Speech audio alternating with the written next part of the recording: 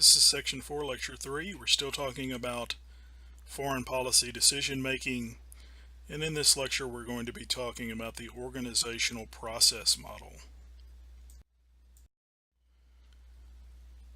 Your book defines the organizational process model as a model of decision making characterized by standard operating procedures and fragmented centers of authority that hinders unified, consistent, and effective government policies. Within the context of our previous lecture, it hinders rational decision making. If we look at the elements of the organizational process model, there is the assumption of problem factoring. What this means is that in any foreign policy situation, different bureaucracies are going to have an input. These bureaucracies or organizations act in semi-independence from one another, and few problems fall within the domain of any one organization. And so a foreign policy problem is going to be addressed by many organizations giving different advice, and it limits the power or the influence then of one another in achieving their goals. Another element of the organizational process model is the satisficing choice. Satisficing is not a word. It's one that's made up based on satisfy and suffice. And here, the author of the article that we talked about earlier, Graham Allison, argues that bureaucracies, once tasked with solving foreign policy problems or addressing the goals of a nation state and providing information and options to the president to make a decision, will select the first option that is good enough to deal with the problem at hand. That is, the option that will satisfy, that is good enough to get the missiles out of Cuba, let's say, might be invasion. Well, it satisfies the first goal, but it doesn't necessarily satisfy the other goals. And that's where you have the issue of sufficing. It's the first option that is not the best, but it's good enough. And so the assumption is that bureaucracies examine their options sequentially, and then they'll choose something that fits the minimal acceptable criteria of goals, maybe addressing the primary goal, but not necessarily addressing the other goals. And this goes hand in hand with a limited search for information.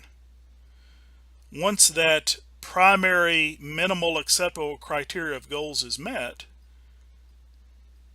once a decision has been made or an option has been given by an organization, the search for other options ends.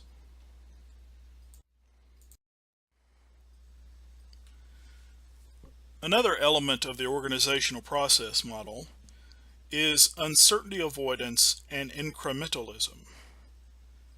Here the idea is that organizations are most comfortable with what is familiar to them. They have certain jobs. They may fulfill those jobs very well, but they're not going to go outside of what they know and what they do best, because outside of that realm, the outcomes, the activities, the practices are uncertain to them. And so then, if you're in one bureaucracy, let's say the CIA, you're not necessarily going to suggest diplomacy, because that's not what you do. You don't know how it works necessarily. You don't know the outcome. You only know what you do and do what you do best. How does this fit into the context of the advice or decision-making process that goes on in the executive branch? Policies are pushed or carried on long after they cease to serve a purpose. And this is incrementalism. There's a slowness to change. There's a slowness to adopt new policy ideas. One is that the bureaucracy is uncertain of what they haven't done in the past. A new idea is one that is untested. A new piece of advice is one that is perhaps untested. They're unsure about it. And so they are slow to put these forward, and that's the idea of incrementalism, slow to change. That is because organizations have set procedures, standard operating procedures. And these are rules that stipulate how things should be done. Instructions on when and how to act. And this can be constraining on the advice or the options that are given to decision makers. Standard operating procedures come prior to any given situation. It fits hand in glove with this uncertainty avoidance and incrementalism above. The reason that you may develop a standard operating procedure is because it's based on what has worked in the past. It's something that the organization has perfected. They know that they can be successful at. And so they're not going to offer new information or new ideas or new advice that is untested. The problem is that this is constraining on the options that are given to decision makers. The events of international politics are changing. Past situations may have been resolved successfully, but it doesn't mean that that past situation or foreign policy crisis fits well into the current foreign policy crisis.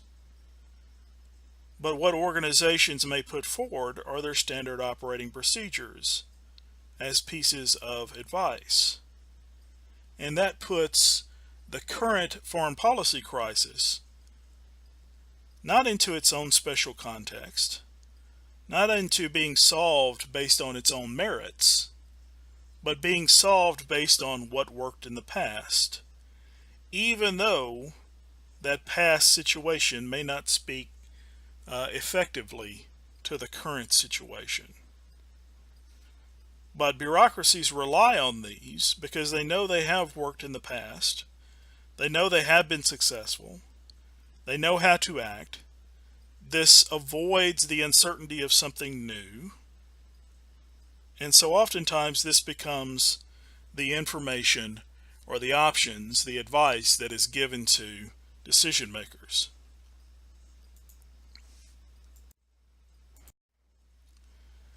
And so our organizing concepts here are that members of bureaucracies, organizational actors, represent their bureaucracy's views, their organizational views. That factored problems, that is, breaking up a foreign policy problem and having advice being given to you from different bureaucracies, is going to lead to limited influence and the limitation on decisions as well. Factored problems lead to fractured power. Problems go to preset organizations to deal with specialized facets of problems. In the Cuban Missile Crisis situation, because it's a national security crisis, the National Security Council deals with it. But because it's an international problem, the State Department is going to have influence. Because it's a national security issue, the CIA will have influence. because it is a military threat. The Defense Department will have influence. Each of these organizations may have their organizational views in mind before the perceived national interest. And this is what this third point means: parochial priorities and perceptions. An organization's desires and success is its primary responsibility. And each bureaucracy is going to have its own perceived view of a particular problem. What the problem is, how to best solve it. They're going to have their own favored policies when dealing with specific problems. Bureaucrats within these organizations are going to have their own incentives and rewards. And so the problem or the question becomes, does the advice or the option given to decision makers represent what is best for the national interest, or does it represent the bureaucracy? Does it represent the bureaucratic policy? Does it represent the reward, let's say, that a bureaucrat who's given the task of solving a problem is going to receive if they fulfill the standard operating procedures of their organization? If they act within the organization's rules, they know that's going to give them a raise. If they go outside of the system, they know that's going to get them in trouble. But maybe going outside of the system would address the foreign policy crisis at hand the best, rather than the standard operating procedure of the organization. And so foreign policy action is not necessarily seen as what is best to solve the national interest, but is seen as an organizational output based on these pre-established routines, these standard operating procedures.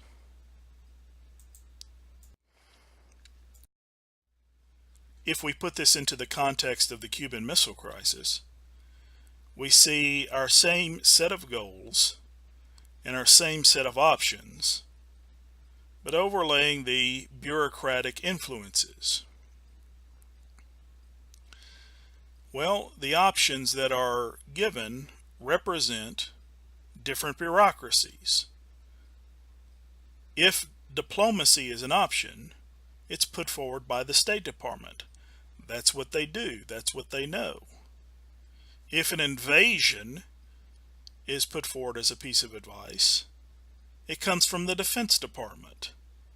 That's what they do. That's what they know. And you see then the representation of the Defense Department in three different options there based on the different branches: Army, Air Force, and Navy. That's based on how they would address this problem given their expertise, given their background, given their standard operating procedures.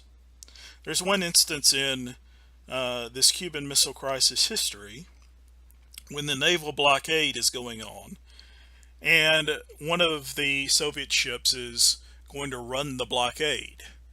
And so a naval ship, a U.S. ship, fires a warning shot over the bow of the blockade runner. That's in the standard operating procedure of the Navy. This is what you do when a ship runs the blockade. Well, if the ship doesn't stop, then you shoot out its rudder. Well, with modern technology, that's going to sink that other ship. How would that standard operating procedure fulfill the goals of the particular situation? Does it get the missiles out of Cuba? No. Does it avoid war? No. Does it topple Castro? No. Does it demonstrate resolve? Yes. But it doesn't fit best given the situation. And so had the Navy shot out the rudder of that Soviet ship, they would have been fulfilling their standard operating procedures of what you do in a naval blockade, but not addressing the problem that the country faced at the time.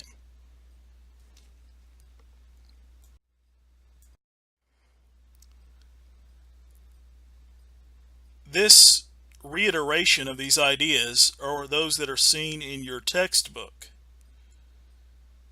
Oftentimes, if we talk about the influences of bureaucracies, we see that they're resilient. They stick to their own ideas, their own perceptions, and their own procedures. And they are difficult to change or reform because they are autonomous. They act in semi-independence with little or no oversight. They act also in their self-interest, and that's what this idea of parochial priorities and perceptions spoke to on the earlier slide.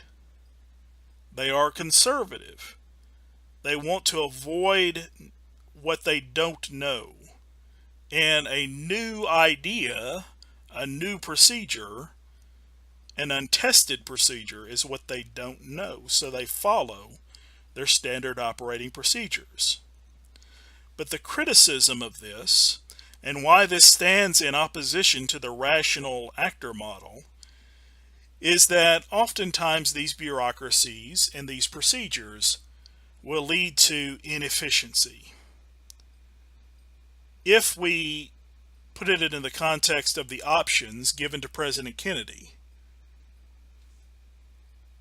the Army suggests invasion. Does that get the missiles out? Maybe. Does it avoid war? No. So those two first highest goals of the national interest aren't necessarily fully addressed by the options that are given. But the organization, wanting to avoid uncertainty, following its standard operating procedures, doing what it does best, will continue to push this idea. And rather than addressing the problem at hand, they address their own self-interest.